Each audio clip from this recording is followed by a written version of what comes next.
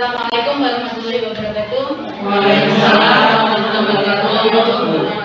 Alhamdulillahirobbilalamin. Pada hari ini kita bisa berkumpul di sini dalam acara sosialisasi calon guru penggerak modul 1. Adapun acaranya adalah yang pertama pembukaan, kemudian menyanyikan lagu Indonesia Raya, kemudian sambutan kepala sekolah, kemudian sosialisasi materi CGP modul pertama, kemudian tanya jawab dan penutup. Untuk menyingkat waktu, marilah kita buka acara pada hari ini dengan membaca basmalah bersama. Bismillahirrahmanirrahim. Menginjak acara kedua adalah menyanyikan lagu Indonesia Raya. Kita sambut bersama. Indonesia Raya, Indonesia tanah airku, tanah tumpah darahku.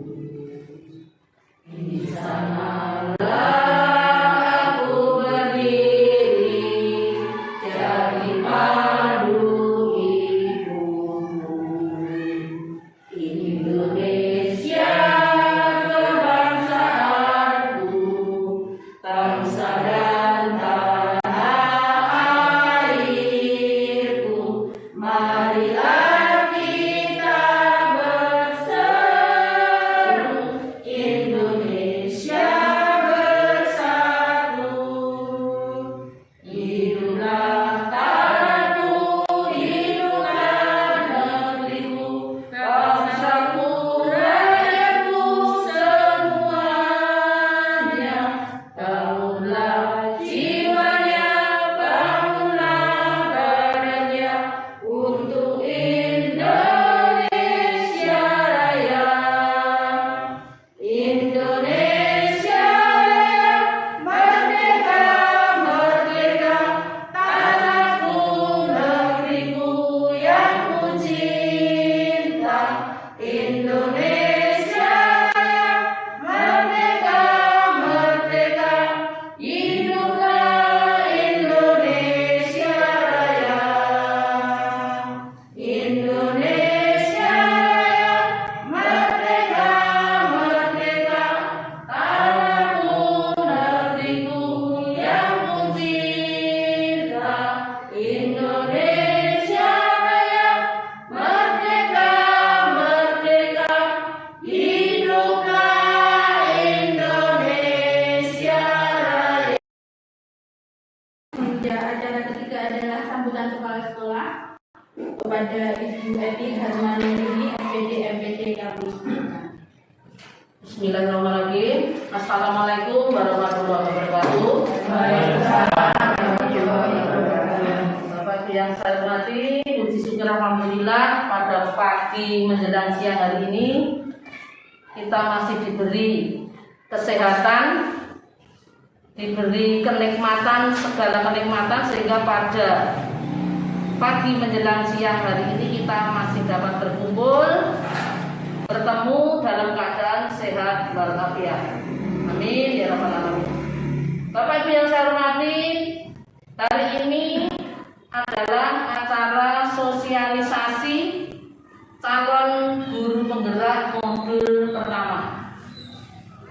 Dan ini semua yang saya hormati, kita tahu semua bahwa guru penggerak adalah salah satu upaya pemerintah untuk menciptakan pemimpin pembelajaran yang berpusat pada siswa. Saya sebagai kepala sekolah sebenarnya sangat mengharap semua teman-teman guru dapat ikut dalam program guru penggerak. Guru penggerak adalah sangat diperlukan karena dengan adanya guru penggerak yang merupakan calon pemimpin masa depan. Dengan adanya guru penggerak diharapkan semua pembelajaran nanti akan berpusat kepada siswa. Untuk menjadi guru penggerak melalui beberapa proses, diantaranya adalah pendaftaran, dan alhamdulillah kebetulan di SD 02 Motor ada 2 guru penggerak yang nantinya tentunya akan menjadi pemimpin yang sangat diharapkan oleh pemerintah. Pada kegiatan hari ini sosialisasi calon guru penggerak modul 1 dengan harapan nanti semoga dalam acara ini lancar, sukses. Demikian sedikit sambutan dari saya sebagai kepala sekolah. Warahmatullahi wabarakatuh. Yang terhormat Ibu Kepala Sekolah, yang terhormat Bapak Ibu Guru SDN 02 Motor yang saya banggakan. Saya ucapkan terima kasih atas kehadiran Bapak Ibu semuanya dalam kegiatan sosialisasi program guru penggerak modul 1. Karena waktu sudah cukup siang, akan saya mulai. Apa itu program guru penggerak? Program guru penggerak merupakan kegiatan pengembangan profesi melalui pelatihan dan pendampingan yang berfokus pada kepemimpinan pembelajaran agar mampu mendorong tumbuh kembang peserta didik secara holistik, aktif, dan proaktif dalam mengembangkan pendidik lainnya untuk mengimplementasikan pembelajaran yang berpusat kepada peserta didik. Jadi pembelajaran ini lebih berpusat pada peserta didik, bukan berpusat kepada guru, serta menjadi teladan dan agen transformasi atau perubahan di dalam ekosistem pendidikan untuk mewujudkan profil pelajar Pancasila.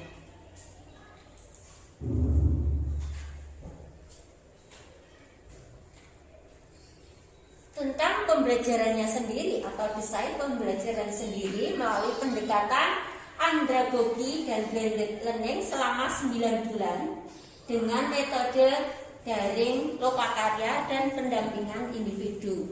Sementara proporsi kegiatannya 70% belajar di sekolah atau tempat kerja, 20% bersama rekan teman sejawat, dan 10% bersama narasumber, fasilitator, dan pendamping. Alur belajarnya merdeka.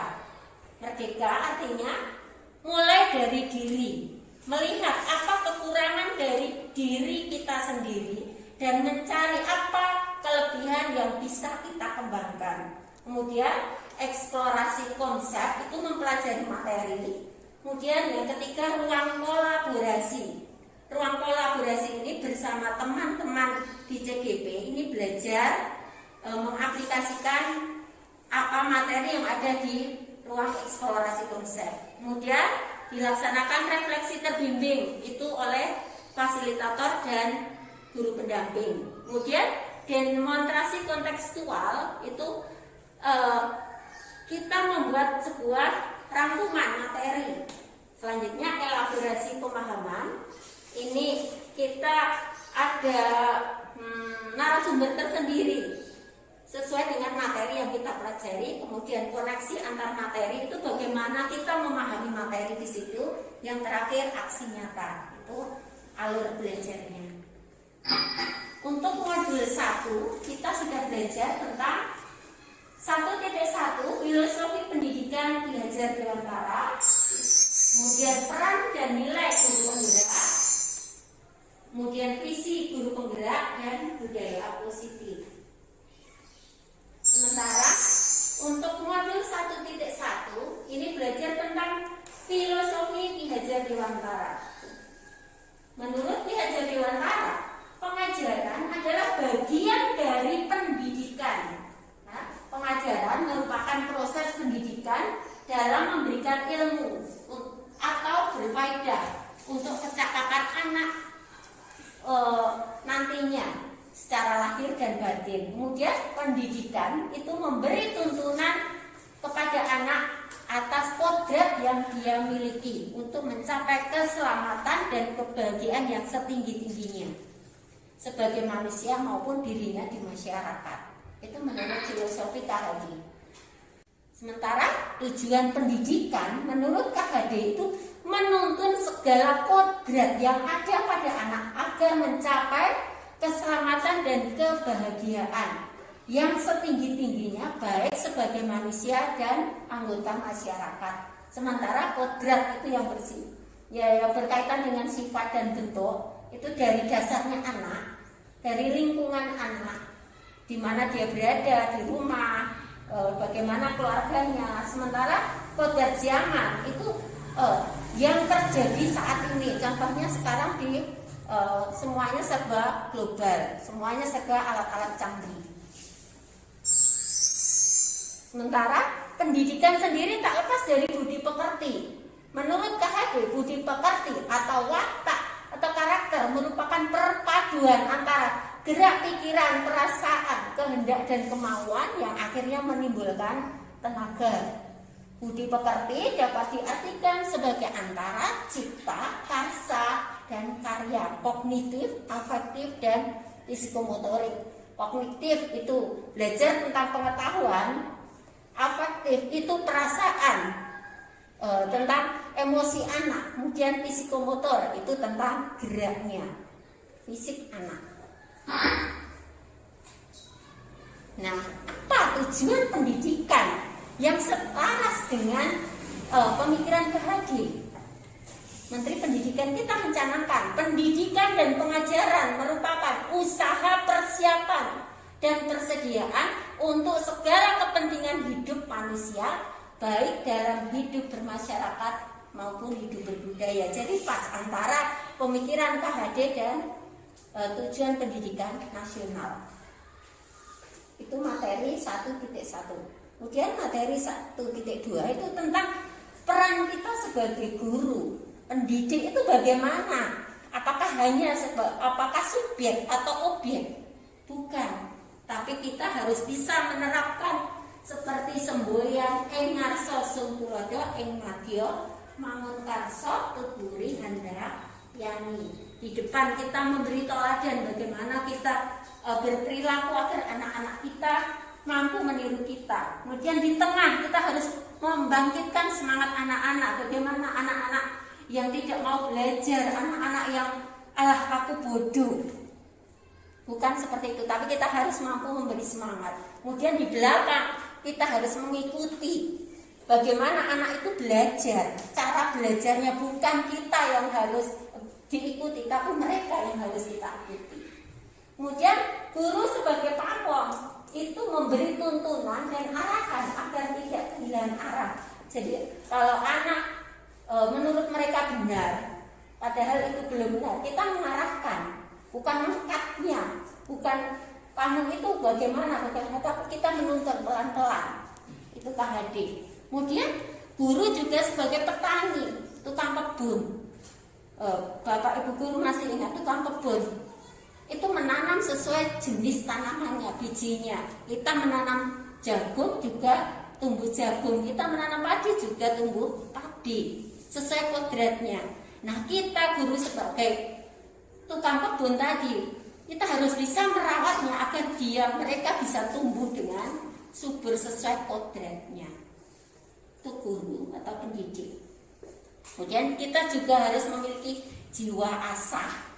Asah itu memberikan pengalaman, asih, kasih sayang, asuh, mendidik. Sementara kerangka filosofi Merdeka Belajar yang dicanangkan Bapak Menteri kita itu profil pelajar Pancasila, yang isinya beriman dan bertakwa kepada Tuhan Yang Maha Esa dan berakhlak mulia, kreatif, gotong royong, berkebinekaan global, bernalar kritis dan mandiri.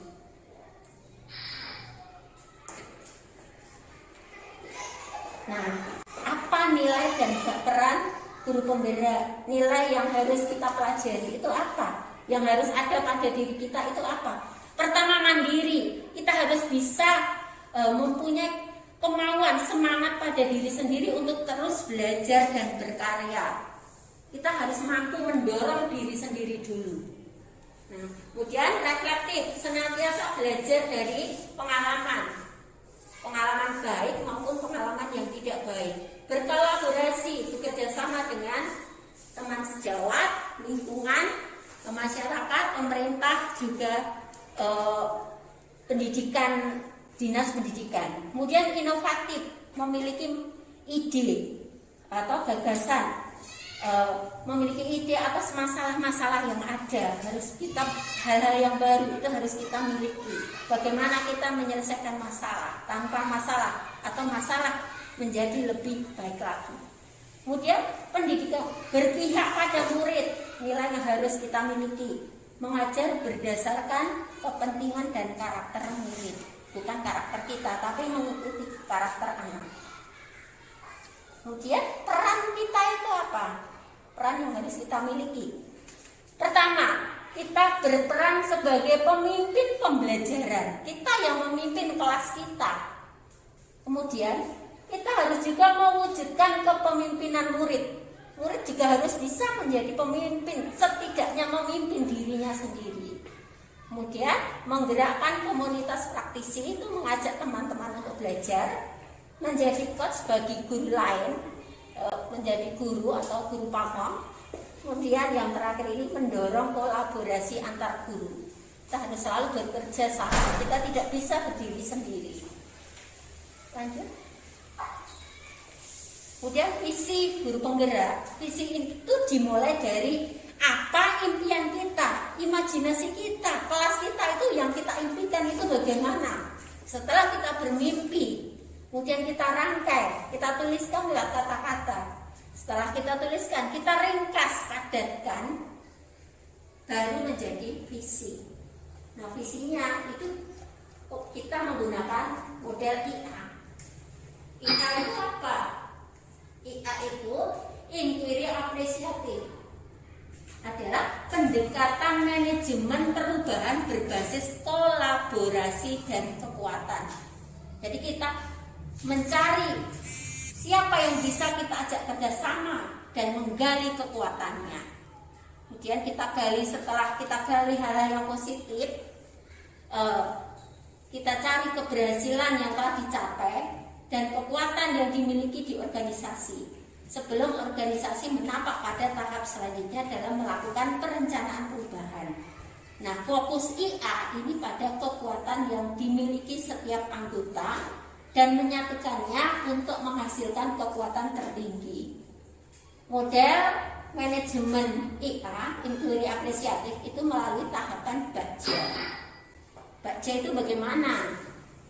Pertama, buat pertanyaan.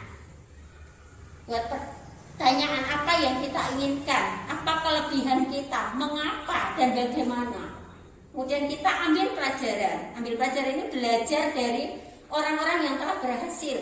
Misalkan kita belajar dari ibu kepala sekolah, belajar dari teman sejawat yang lebih punya pengalaman lebih banyak dari kita. Kemudian belajar dari membaca buku, referensi lain-lainnya. Kemudian gali mimpi, apa mimpi kita tuliskan. Kemudian kita buat rencana, jabarkan rencana, buat desain. Yang terakhir, atur eksekusi. Siapa orang-orang yang kita libatkan dalam Bakja tersebut. Nah, ini kemarin yang sudah saya buat, itu guru kita itu bagaimana, murid kita kelebihannya bagaimana, apa perannya, kepala sekolah, tenaga pendidikan, pengawas, orang tua, lembaga sekolah, dinas pendidikan, komite, dan lingkungan. Itu yang kemarin sempat saya buat dengan metode Bakja. Nah, yang terakhir yaitu tentang budaya positif di sekolah. Itu guru tadi diibaratkan sebagai petani yang memiliki peranan penting untuk menjadikan tanamannya lebih subur. Nah, guru juga harus mengusahakan sekolah yang lingkungan yang aman, nyaman, terus kondusif, menjaga anak dari hal-hal yang tidak baik. Budaya positif, untuk mencapai budaya positif kita harus pahami dulu tentang teori kontrol, kebutuhan dasar manusia, nilai kebajikan, keyakinan kelas, dan nanti salah satu cara menyelesaikan masalah itu dengan segitiga restitusi. Itu apa? Teori kontrol itu menurut Stephen itu bahwa kita ingin membuat kemajuan harus perlahan, sedikit demi sedikit. ubah sikap dan perilaku itu dari Anda, dari diri kita sendiri, baru ke murid-murid kita. Bagaimana kita memperbaiki mereka? Kita skema pemahaman dan penjelasannya itu gunakan aspek-aspek yang realistis dulu. Kemudian KHD, teori kontrol menurut KHD itu di mana ada kemerdekaan, disitulah harus ada disiplin yang kuat.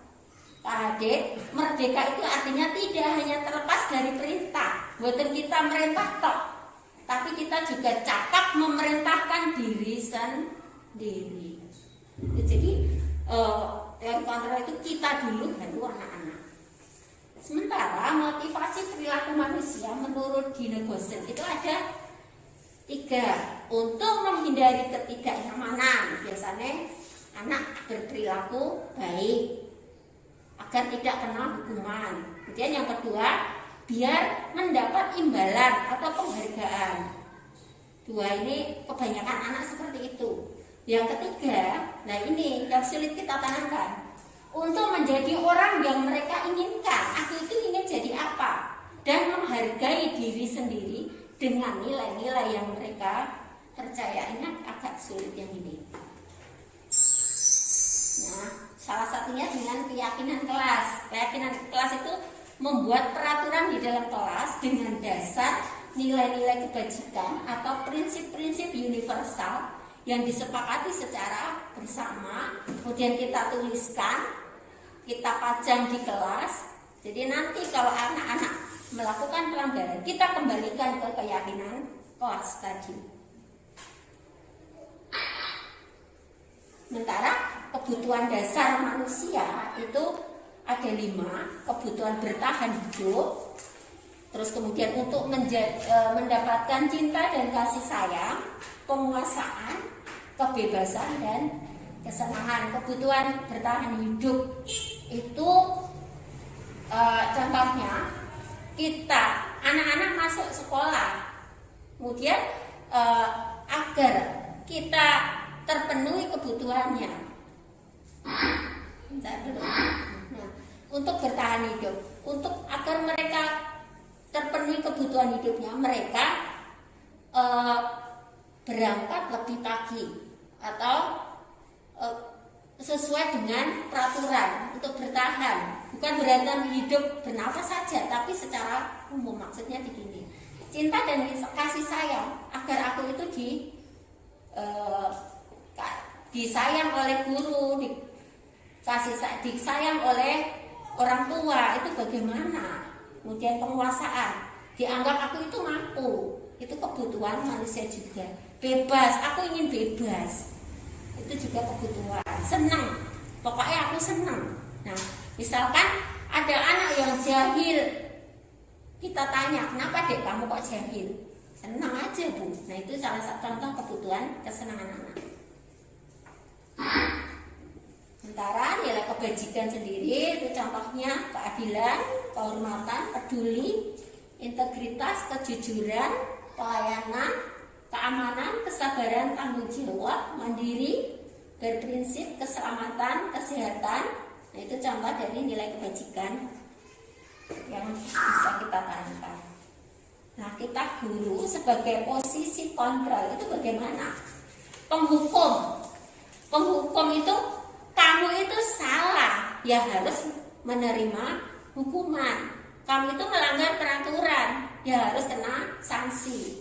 Kemudian membuat orang merasa bersalah. Contohnya begini, dek, masa kamu gak kasihan sama ibu?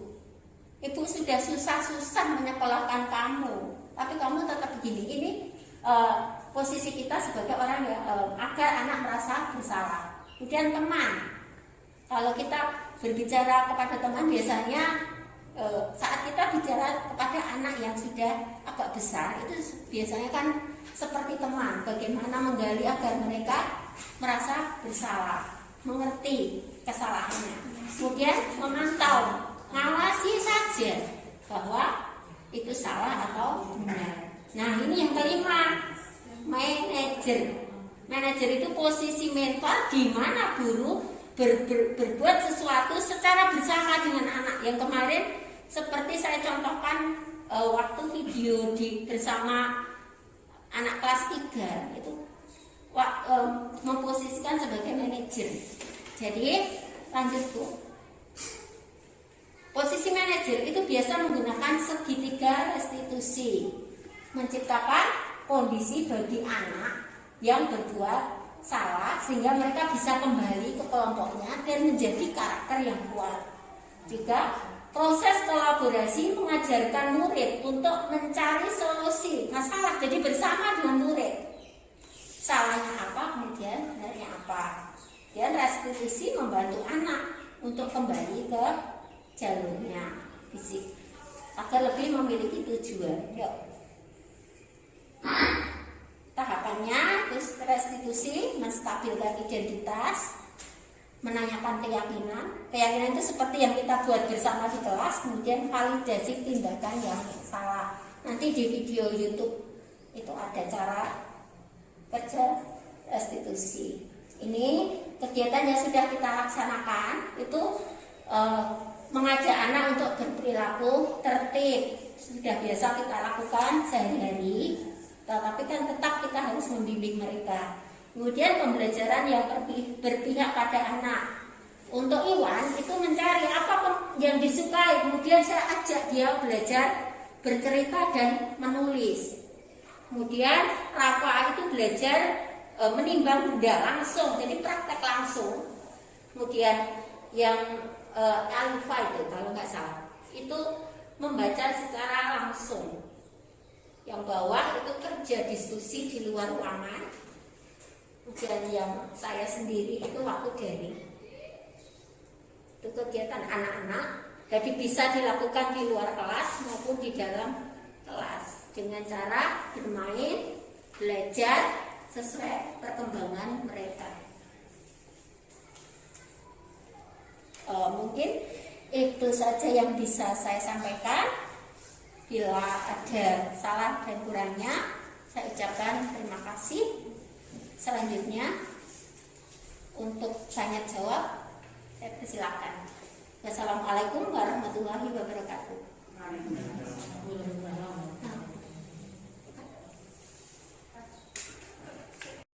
Baiklah Bapak Ibu, untuk sesi yang kelima adalah tanya jawab. Jika ada pertanyaan untuk narasumber, kami persilakan. Oke, saya tanya. Mohon bertanya kepada Ibu Warsiti, mohon diberi contoh guru memerintah diri sendiri. Ini mohon diberi contoh, maksudnya bagaimana? Terima kasih. Untuk guru memerintah sendiri, ini pertama kita contohkan seperti kemauan kita untuk belajar. Oh, aku kok tidak bisa IT. Bagaimana aku bisa? Berarti merintah diri sendiri mau belajar. Itu contoh dari memerintah diri sendiri. Juga misalkan berperilaku disiplin, itu juga harus diri kita sendiri. Ngakoni awake dhewe bagaimana kita mampu melakukannya. Jadi diri sendiri dulu yang diperintah, baru anak-anak. Mungkin itu Bu. Terima kasih. Terima kasih. Untuk Bapak Ibu yang lain mungkin ada lagi pertanyaan. Saya kira cukup ya. Kami acara sudah kita lalui dengan sama. Marilah kita akhiri sosialisasi CGP modul 1 dengan bacaan hamdalah bersama. Alhamdulillah.